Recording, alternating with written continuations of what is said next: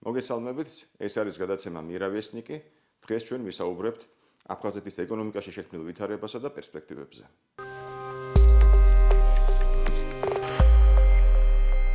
დღეს ჩვენი სტუმარი გახლავთ ეკონომისტი, რობაქიძის სახელობის უნივერსიტეტის ბიზნეს სკოლის დეკანი ბატონი ვახტანგ ჭარაიე. მოგესალმებით ვახტანგ. სანამ გადმოვალთ თქვენამდე ჯერ შევახსენეთ მაყურებელს, რომ ჩვენი გადაცემა არის აფხაზეთის საინფორმაციო ანალიტიკური ცენტრის პროექტი. ჩვენი უყურება შეიძლება იქ Facebook-ზე, TikTok-ზე, YouTube-ზე, აფხაზია.info.com. მოდით ვახტანგ ვილაპარაკოთ დღეს აფხაზეთზე, არა როგორც ასეთი ჩვენი ტკივილი, ესე ტერიტორია, რომელზეც ხადიოდეც საქართველოს დაიბრუნებს იურისდიქციას, არამედ აფხაზეთზე, ესე ვთქვათ, ეკონომიკური პერსპექტივით. ანუ ძალიან მნიშვნელოვანია აქ ორი თემა. ერთი, ესე ვთქვათ, გადაუდებელი ძალიან მწვავე. იქ ეხლა ცდილობს რუსეთი რომ ჩაიდოს ხელში აფხაზეთის უძრავი ქონება. ეს ერთი ძალიან ძიმე თემაა ცხადია მათ შორის ძალიან აფხაზებისთვის და მეორე თემა რომელზეც მინდა რომ აქ ისაუბროთ ისევ და ისევ ეკონომისტვის პერსპექტივით ეს არის როგორი იქნება აფხაზეთის ეკონომიკური პერსპექტივა მას შემდეგ რა იქ აღდგება საქართველოს იურისდიქცია და აფხაზეთი გამოვა იზოლაციიდან. დავიწყოთ ჯერ უფრო ესე ვთქვათ მწვავე გადაუდებელი თემებით. ეს არის უძრავი ქონების საკითხი. რუსეთი ცდილობს ახლა აფხაზეთში ელექტროდულ პარლამენტს გაატანინოს ეს კანონი, რომელიც მისცემს მას საშუალება, რომ ააშენოს აპარტოტელები რამდენიმე რეგიონში, რამდენიმე ესე ვთქვათ, რაიონში და ისე და ისე შევხედოთ ამას ეკონომისტის კუთხით, იმიტომ რომ ამ საკითხზე ჩვენ გადაცემაში დიდი ხანი ვსაუბრობთ, მათ შორის პოლიტიკური კუთხით. ეხლა მოდი როგორც ეკონომისტმა იქნებ გითხრათ, ეს აფხაზეთს რეალურად მოუტანს რაიმე, ეს თვითონ უშუალოდ აფხაზეთის მოსახლეობის კეთილდღეობა თუ გაიზრდება რაიმეთი, შეიქმნება თუ არა იქ სამუშაო ადგილები ადგილობრივად ძალიან მნიშვნელოვანია და საბოლოო ჯამში ვინ იხეირებს ამით? მხოლოდ და მხოლოდ რუსეთი და ადგილობრივი აფხაზეთის ეხლანდელი მართველი კლანი თუ მოსახლეობას რაიმე დაეთყობა. გასაგებია, მადლობა ბატონ სერგეი მოწვევისთვის. სასიამოვნოა რომ ასეთი გადაცემა არსებობს, იმიტომ რომ აფხაზეთზე საუბრები ძალიან იშვიათია სამწუხაროდ ჩვენ საზოგადოებაში და მით უმეტეს პროფესიული საუბრები.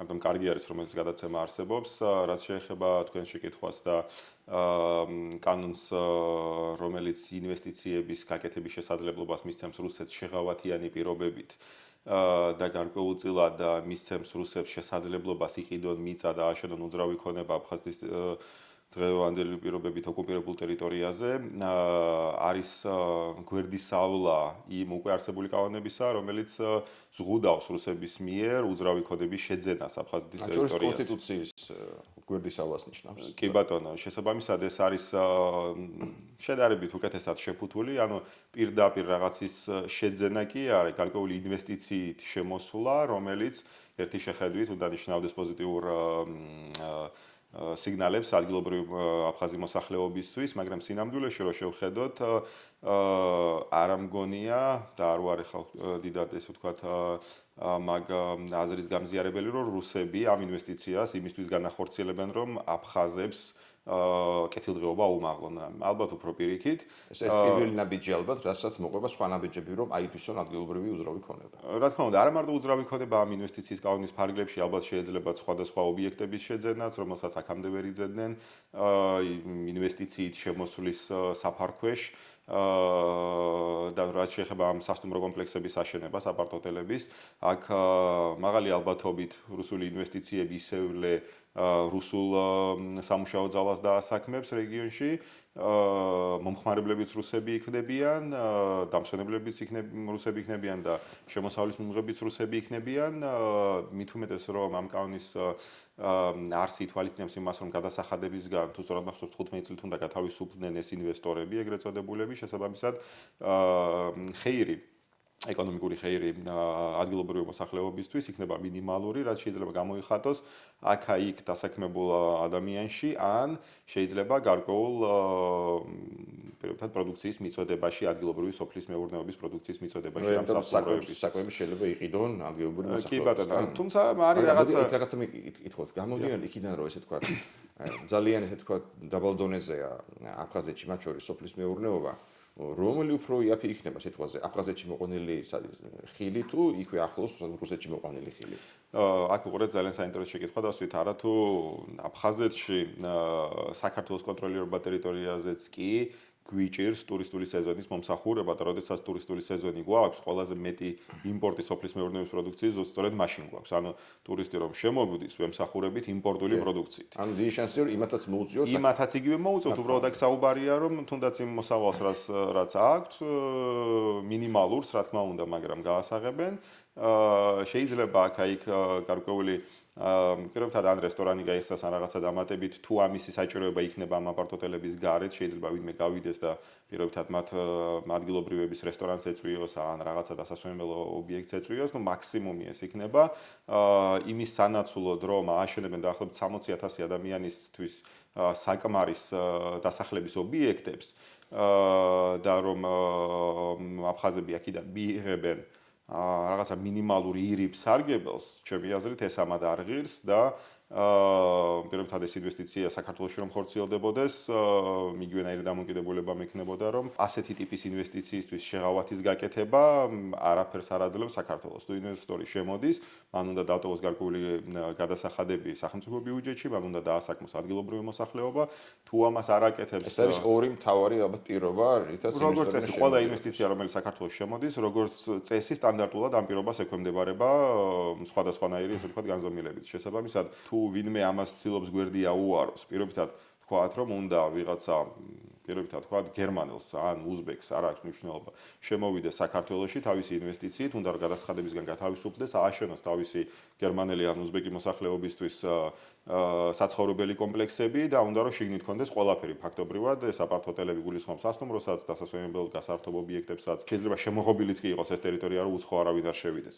ასეთი ობიექტის შენებლობისთვის თან არაფერს დამატებით სარგებელს თუ არ აძლევს ქვეყანას, მაშინ რა ხირი ასეთი ინვესტორის შემოსვლის და პირიქით ამით ჩვენ გარკვეულ გაუარესებულ მდგომარეობაში ვაყენებთ ადგილობრივ ბიზნესმენს, რომელმაც შეიძლება მოინდომოს იგივე ტიპის ქონების აშენება, უძრავი ქონების აშენება, მაგრამ იქნება უკვე უარყოფით პოზიციაში იმ კონკურენტთან შედარებით, რომელიც გათავისუფლებულია გადასახადებისგან და პლუს თავისი პირობებით შემოდის საერთოდ ინვესტიციის განსახორციელებლად. ალბათ წესით რა თქმა უნდა უფრო ეფექტურად მუშაობს, იმიტომ რომ მუშახერით შეყავს რუსეთიდან უფრო კვალიფიციური ალბათ არა? ალბათ შეიძლება უფრო კვალიფიციური და უფრო იაფიც თან აქ იმასაც დავამატებ, რომ აფხაზეთის ტერიტორიაზე, ოკუპირებული აფხაზეთის ტერიტორიაზე დღესაც კი თვითონ აფხაზები, ეთნიკურად აფხაზები, როგორც წესი, სამშენებლო სამუშაოებზე ნაკლებად მუშაობენ. ანუ მათი დაინტერესების სფერო ეგ არ არის. როგორც წესი, იქ მუშაობენ ისევ ქართველები, ან მუშაობენ სხვადასხვა აზიური ქვეყნებიდან ჩაყვანილი შედარებით იაფი სამუშაო ძალა. ანუ ამ სასტუმროების მშენებლობის პროცესში აფხაზების დასაქმება თვითონ აფხაზების ინტერესში არ არის, იმიტომ რომ მას მაინც არ საქმდებიან ამ პროცესში, ესე ვთქვა და ისევ შეიძლება დასაქმდნენ რუსები, ის აზიური იაფი სამუშაო ძალა, ან რაღაცა დოზით ქართველები, რომლებიც იქ მეტნაკლებად, ესე ვთქვათ, აკეთებენ გარკვეულ სამუშაო ძალას, მაგრამ ეგეც მიზერული დოზით, ხარო ვთქვათ, რომ ქართველების ინტერესი რამე იქ განსაკუთრებული იქნება. ადარდებთ რუსულ კომპანიებს. რამდენიმე ათეული, მაქსიმუმ ალბათ რამდენიმე ასეული კაცი დასაქმდეს, ისიც დროებითად. სამაგიეროდ ჩვენ ვიღებთ ფაქტობრივად ახალ რუსულ ბაზას. ოღონდ არა ტანკების და ავტომატების ესე ვთქვათ ობიექტს, არამედ მოსახლეობის ობიექტს, რომელიც არანაკლებ საშიშია თავისი გავლენის თვალსაზრისით. თუ გავითვალისწინებთ, რომ ცხადია, ახლა რუსეთში, ბუდიში, აფხაზეთში ისეაც არის თქო წარმომგებელი სამხედროები და სპეცსამსახურებიც, მაგრამ დამატებით ესე ვთქვათ, საშუალება ეძლებათ მათ იქ ყოფნის, არა? 60,000 ადამიანი აქედან ამ პატარა ტერიტორიაზე 10%-იც რო იყოს ესე ვთქვათ სპეცსამსახური, თუმცა ამდენად არ ჭირდებათ აფხაზეთში ხალხ სპეცსამსახური, მაგრამ არა, შეიძლება არც იყოს, ანუ სპეცსამსახურების წილი რა თქმა უნდა მანდ მაღალი იქნება, მაგრამ ჩვეულებრივი მოსახლეობა, ანუ ეთნიკურად რუსი მოსახლეობა თავისებური ბომბია ამ ტერიტორიაზე. რა თქმა უნდა. ამას უფრთხიან აფხაზები პირველ რიგში ალბათ, არა იმდენად სპეცსამსახურის წარმომადგენლებს, ხო? ხო, თორე სპეცსამსახურები სადაც მაქსიმალურად არიან ალბათ იქ შესულები.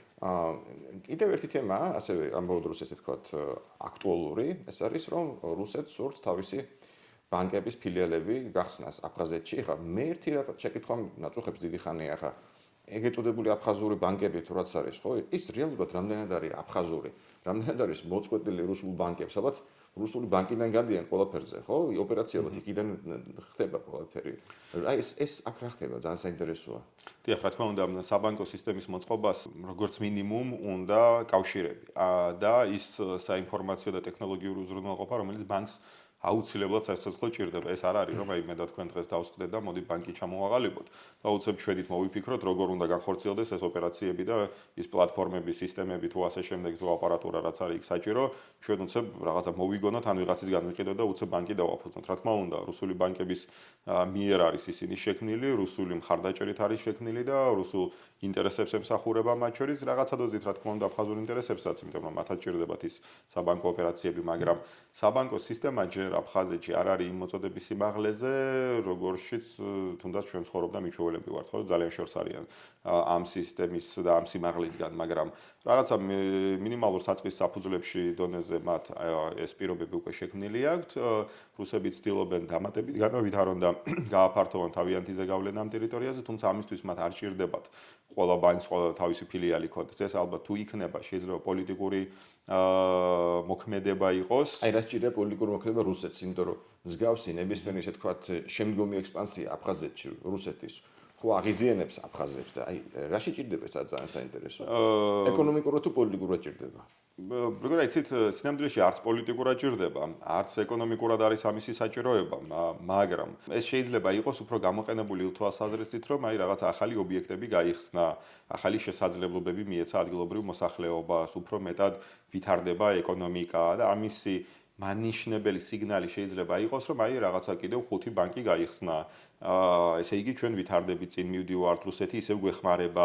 რაღაც აი ეს ბანკები თვითონზე გაიხსნა, სბერბანკის ფილიალი ის ხო ჩაზირავს ესეთ აფხაზურ ბანკებს, რა იმან რა. ბატონო, ნებისმიერ ერთ საშუალო რუსულ ბანკს შეუძლია ნებისმიერი ხო და ეს ხო აფხაზურ ჯამში, ესე ვთქვათ, საბანკო სისტემა. კარგია ჯამში ეკონომიკისთვის თუ ცუდი ეკონომიკისთვის, რა გამოდის? კონკურენცია კარგია, მაგრამ მე იქ მეეჭვება რომ კონკურენცია წავა, ალბათ უფრო გადაინაწილებენ ბაზარს, თუ შევა სხვადასხვა ბანკები, ვიღაცა მოემსახურება სახელმწიფო ინსტიტუტებს, ვიღაცა მოემსახურება პირობითა თქვათ სამშენებლო ბიზნესს, ვიღაცა სოფლის მეურნეობას და ალბათ რაღაცა ფორმით გაინაწილებენ. თორემ კონკურენციაში რა თქმა უნდა ხა აფხაზეთის ტერიტორიაზე იმ მოსახლეობისთვის და იმ ეკონომიკური პოტენციალისთვის რაც იქ არის რაღაცა სოლიდური ბანკები ჩამოვიდნენ და ფილიალები გახსნა. უღირს სბერბანკისნაირ ბანკს უღირს მაგალითად რო იქ გახსნას ფილიალი. როგორც წესი მსგავსი მასშტაბის ბანკები და ეხლა სბერბანკი ერთ-ერთი წამყვანი რუსული ბანკია, რა თქმა უნდა თავისი გადაწყვეტილებით ესე ვთქვათ ეკონომიკაში არ შევლენ როგორც წესი, მაგრამ თუ იქნება პოლიტიკური გადაკვეთა და სბერბანკი რუსული სახელმწიფო ბანკია, რა თქმა უნდა ის იქ მცირე ფილიალს წარმომადგენლობას გახსნის. შეიძლება პოლიტიკური ნაბიჯი იქნება. რამდენიმე ადამიანი დაასაქმოს, პირობითად 5-7 ადამიანი დაასაქმოს, ფორმალურად იქ იქნება სბერბანკის ფილიალი, თუმცა მისი შესაძლებლობები, აქტივები და ასე შემდეგ იქნება მიზერზე რაღაც მინიმალურ მაჩვენებელზე. თუმცა აი რასაც მეკითხებით რომ აი რა შეჭirdება, ხო? არ ვიცი, შეიძლება სხვა რაღაცის გადასაფარად სიტყვაზე. თუნდაც ის მაგალითად თუნდაც შემწეობების შემცირების ან გაჩერების იმ დონაციებს პირდაპირ ფორმით, რასაც აძლევს ხოლმე სახელმწიფო ბიუჯეტში შეჩერების. გავიკი იმას ვამცირებს სამაგიეროდ საბანკოდ გაძლევ ეკონომიკის ახალ, ესე ვთქვათ, პლატფორმას გასავითარებლად საბანკო სექტორს და საბანკო სექტორის გაძლიერებას სინამდვილეში შემდგომში თავის მხრივაც იწვევს ეკონომიკის სხვა სექტორების გაძლიერებას და განვითარებას, მაგრამ ის სხვა სექტორების პოტენციალიც უნდა კონდეს ამისთვის. რა ძალიან რთულია ესეთ მცირე ეკონომიკაში განავითარო, მაგრამ ნუ მაინც ვიზუალი სამბავი არის შეიძლება რაიმეში ჭირდებოდეს ახლა მოსკოვს იქ იგივე სბერბანკის ფილიალის გახსნა იმისთვის რომ რაღაც შავი ფური დატრიალდეს მეტი აქ ჩანს რაიმე ამის პოტენციალი პერსპექტივა რა ისეთ ამ კითხვაზე რაღაცა მიფიქრია მაგრამ ვერ მაფიქრდება რაიმე ესეთი სერიოზული არგუმენტი რატომ უნდა გაკეთდეს აფხაზეთის ტერიტორიაზე ეს შავი ფურია შავი ხვრელია, მაგრამ თუ რუსული საბანკო სისტემის შიგნით იქნება ეს შავი ხვრელი, ხო? რუსული საბანკო სისტემა ისედაც არის ფაქტობრივად შავი ხვრელი და ამისთვის საჭიროება არ დგას, რომ მაინც და მაინც აფხაზეთის ტერიტორიაზე სბერბანკმა გახსნას ფილიალი, რომ იქიდან ახორციელოს ფულის გათეთრება. ნებისმიერ პროვინციაში რუსეთის თუ აფხაზეთში შედის ქეშად ფული არაუცებელი იქვე მიიტანონ სბერბანკში, მიიტანენ სოჩის სბერბანკში, ხო, სიტყვაზე? ანუ არა ცოტა სხვა რამეს ვამბობ რომ რუსეთის სახელმწიფო სიტყვაზე თუ სჭირდება რაიმე სახით ფულის გათეთრება რაღაცა ამას თავისივე ტერიტორიაზე ისე გააკეთებს რომ პასუხს მაინც ვერავინ ვერ მოთხოვს. ეგეც ვერც პასუხს მოთხოვს და ვერც გაიგებენ შეიძლება. თან ახლა თუ ეს აი სახელმწიფო დონეზე ნაკლებად მესახება თუ პირობითად რომელიმე კერძო ბიზნესმენს უნდა ფული გაათეთროს შეიძლება ამისთვის გამოდგეს, მაგრამ მაინც რთული არის, იმიტომ რომ როდესაც იცი რომ ამ ხაზზე ეკონომიკა არის სიტყვაზე ვთქვათ, რაღაცა 300 მილიონი დოლარი სიტყვაზე ვთქვათ. შენ რომ იქ დაიწყებ პირობითად თუნდაც 200 მილიონით მეტის ჩადებას და 500 მილიონიანს გახდი უცებ, თუ ეს არის კონკრეტული პირების მიერ გაკეთებული და არა სახელმწიფოს მიერ, ხო? თუ სახელმწიფოს ინტერესში არ არის. სახელმწიფო ეგრევე დაინტერესდება, რუსეთის ფედერაციაზე მაქვს საუბარი, რომ როგორ გაჩნდა უცებ 300 მილიონიან ეკონომიკაში 500 მილიონის ფულის მასშტაბი. ან კიდევ უფრო მეტი მილიარდი სიტყვაზე, ხო? ანუ ვერ ხედა უფრო პირობითად მოსკოვში გაათეთ, რომ უფრო მარტივი იქნება ჩემი აზრით, ვიდრე აფხაზეთის ტერიტორიაზე გაათეთ. თუმცა აი კიდევ ერთხელ იმ აზრს უბრუნდები, რომ ეს ალბათ უფრო ეს ვიზუალური ლუკმა არის გადაგდებული, რომელიც შეიძლება აი თვალი ჭამს, თვალი სვამს, ხედავენ რომ რუსული ბიზნესები ვითარდება, მეტი სამუშაო ადგილი იქმნება, რაღაცა ეკონომიკა ფართოვდება. აი ამ კონტექსტში შეიძლება უფრო რეალისტური იყოს ამისი ახსნა. ეხლა დავიდეთ უფრო სასიამოვნო თემაზე. აფხაზეთი გამოდის საერთაშორისო იზოლაციიდან, ცხადია ესე თქვა, საქართველოს დანარჩენი საქართველოს გავლით და გამომდინარე იქიდან რომ ეს არის ზღაპრული მხარე, რა პერსპექტივები აქვს მას დავთვალოთ, რეალისტური. მე მომისმენია თქვენი შეფასებები, ოპტიმისტური საოცრება იყო. ხო, მოდი თქვათ რეალისტური ოპტიმისტური. კი ბატონო. ყურეთ, აფხაზეთის ტერიტორიის საქართველოს იურისდიქციის ცენტრალური ხელისუფლების იურისდიქციის ქვეშ დაბრუნება გულისხმობს საქართველოს, აი ხშირად ჩვენ ვამბობთ, რომ 20% საქართველოს ტერიტორიების ოკუპირებული. ეს არ იქნება 20%-ის ეკონომიკური 20%-ის ნამატი საქართველოს. ეს იქნება ალბათ ერთი იმდენის ნამატი, რაც საქართველოს ეკონომიკა ისედაც ელემენტარულად გეოგრაფიიდან სხვა თუ არაფერი, ხო? იმიტომ რომ სადეხა აფხაზური გეოგრაფია და სადეხა არავის არ ეწყინება სიტყვაზე, მაგათ შიდა ქართლის გეოგრაფია, ხო? თბილისი აქ არავის არ ეწყინება ქართლია. კი, გეოპოლიტიკური სტრატეგიული თვალსაზრისით აფხაზეთი გაცილებით უფრო ძვირფასია, ვიდრე შეიძლება სხვა ლოკაცია, თუმცა ჩვენ აქ ახლა რა თქმა უნდა ეთნიკურად არ უფრო ვთქვათ საქართველოს არც ერთ კუთხეს არ ვაკნინებთ, მაგრამ მაგას ახლა ყველა ხვდება რომ ფინანსური შემოსავლიანობის თვალსაზრისით ჩვენ დღეს რო გადავხედოთ, დედაქალაქი მაგალითად არის ჩვენი ეკონომიკის გული. შემდგომ მოდის უკვე მაგალითად აჭარის რეგიონი, ან თუ ქალაქები თავიღებ თბილისი არის, ქუთაისი შეიძლება, ბათუმი, აი რუსთავი, აი რაღაც სულ 3-4 ქალაქი გამოიყოს, რომელიც მეტნაკლებად აცოცხლებს მთელი ქვეყნის ეკონომიკას. სოხუმი იქნება ერთ-ერთი მოწინავე თბილისის შემდგომ, რა თქმა უნდა. მეორე იქნება თბილისის შემდგომ. თავისუფლად შეუძლია მეორე გახდეს, ყველა დანარჩენს აჯობოს, თან პერსპექტივა და პოტენციალი იმისა, რომ განავითაროთ ნებისმიერი მიმართულებით ფაქტობრივად ეკონომიკა არის უზარმაზარი. ტურიზმის გარდა, რაზე შეიძლება ჩვენ ვისაუბროთ? ტურიზმის გარდა, აქ შეგვიძლია ჩვენ ვისაუბროთ განათლების სექტორზე, ჯანდაცვის სექტორზე. აი, მოდი შეცადოთ. სამშენებლო განათლების, ანუ რომ იქ ჩადგა რაღაცა წამყვანი უნივერსიტეტის ფილიალი, რა გამანდამაინც სიტყვაზე აფხაზეთში. აქ კითხვა ჩდება, რა გამანდამაინც იქ ახლა განათლების სექტორი რატომ ადამიანს? არა, მაინც და მაინც პირობითად აფხაზეთში რომ ჩადგა ამისი თვითმიზანი არ არსებობს, მაგრამ ბუნებრივად გაჩნდება იქ უმაღლესი სასწავლებლები, თავისი მდებარეობიდან გამომდინარე, თან სპეციფიური სასწავლებლებიც, რომლებიც შეიძლება მარტო ისეთ ადგილას გაიხსნას, როგორც არის მაგალითად აფხაზეთის სპეციფიური მიმართულება. მაგალითად ეს იქ იყო ადრე თავის დროზე სპეციალური სასწავლებლები, პირობითად ტროპიკული მცენარეების შემსწავლელი მიმართულების სპეციფიური ლაბორატორიები, სპეციფიური სასწავლებლები შეიძლება გაიხსნას, მაგრამ მე დარწმუნებული ვარ, რომ სწორი მუშაობით შესაძლებელია მსოფლიოს წამყვანი უნივერსიტეტების ფილიალების გახსნაც, თავისი ყველა ფაქტორის გათვალისწინებით და მოზიდვა იქ როგორც ადგილობრივი, ასევე უცხოელი სტუდენტების. მრეწველობა მძიმე მსუბუქი, რა ვიცი. მრეწველობა, როგორ იცით, მრეწველობა საქართველოს შემთხვევაში მსუბუქი, ამ შემთხვევაში ალბათ უფრო მეტად რეალისტურია, მძიმე მრეწველობა სხვა მასშტაბებს მოითხოვს და სხვა პირობებს მოითხოვს, მაგრამ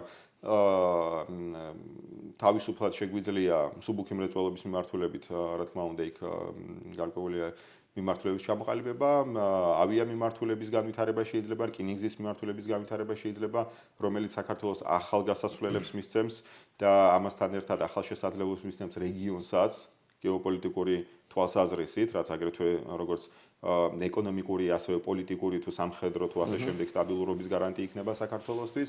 შესაძლებელია იგივე ჯანდაცვა რომ ვახსენე, სპეციფიური იქაური ბუნებიდან გამომდინარე, თუნდაც იგივე სამკურნალო ტურიზმის განვითარება ძალიან მარტივად და კარგად შესაძლებელია რომ განვითარდეს.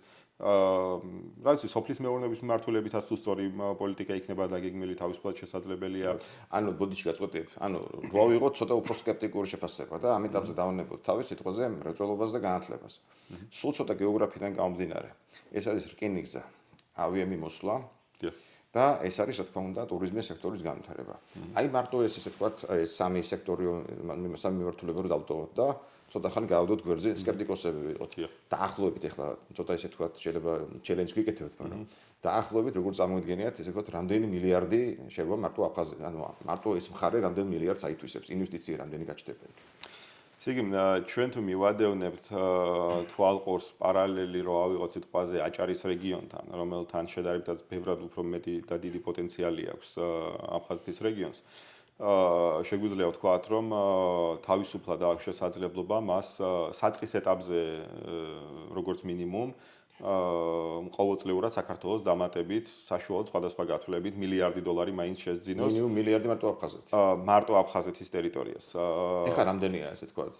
ჯამურად დაახლოებით მილიარდ ნახევარი 2 მილიარდი შემოდის თლიანი საქართველოს მასშტაბით. ინვესტიცია, კი.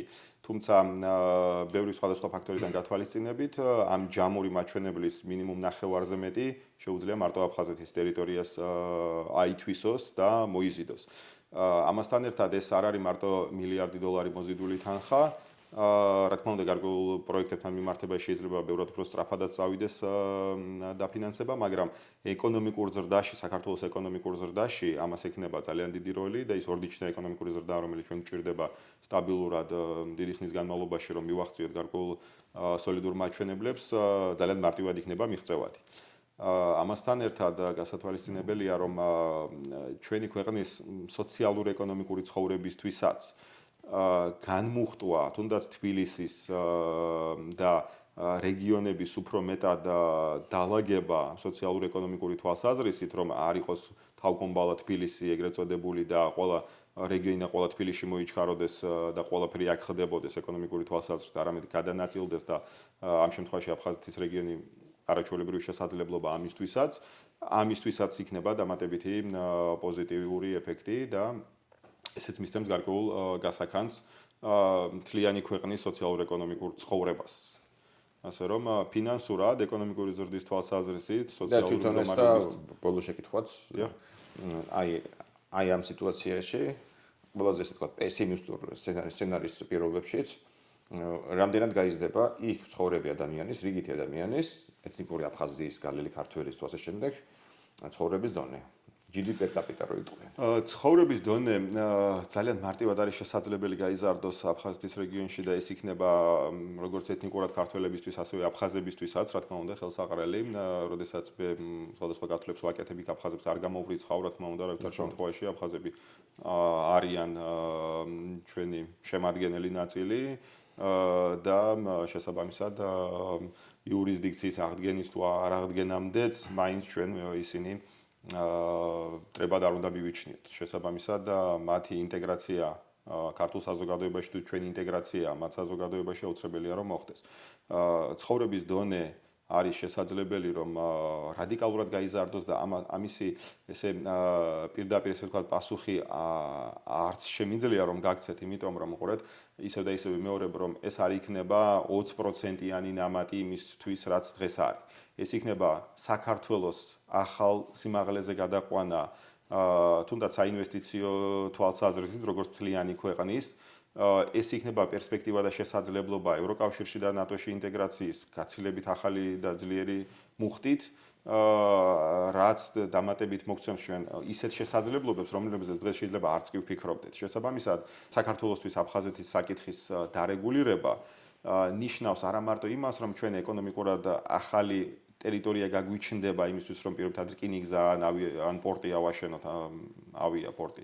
არამედ ეს ნიშნავს სრულიად ახალ სიმაღლეზე და ხარისხობრივად ახალ სიმაღლეზე გადასვლას მთლიანად ქვეყნისთვის და რა თქმა უნდა აფხაზებისთვისაც მათ შორის. შესაბამისად ეს იქნება ჩემი აზრით დღევანდელი არსებული საკმაოდ ღარიბული ცხოვრებიდან, რომელიც არა მარტო აფხაზეთში, არამედ საქართველოს კონტროლირებულ ტერიტორიაზეც არის მეტნაკლებად. სრულიად ახალ განსხვავებულ პლატფორმაზე გადასვლა, სადაც ჩვენ უკვე არა სოციალურად დაუცველებზე და რაღაც სიღარიბის დაძლევაზე გვექნება საუბარი, არამედ ახალი მიზნები და ახალი სიმაღლეები იქნება დასაპყრობი. ანუ სინერგია აფხაზეთის დანარჩენი საქართველოს არის სინერგია. ასე გიგია. ძალიან დიდი მადლობა. კარგ ნოტაზე დავასრულეთ ეს გადაცემა და მომავალშიც ბევრი გვექნება სასაუბრო და გელოდებით ჩვენთან სტუმრად. ჩვენი გადაცემა კი ხათი ისევ დაბრუნდება.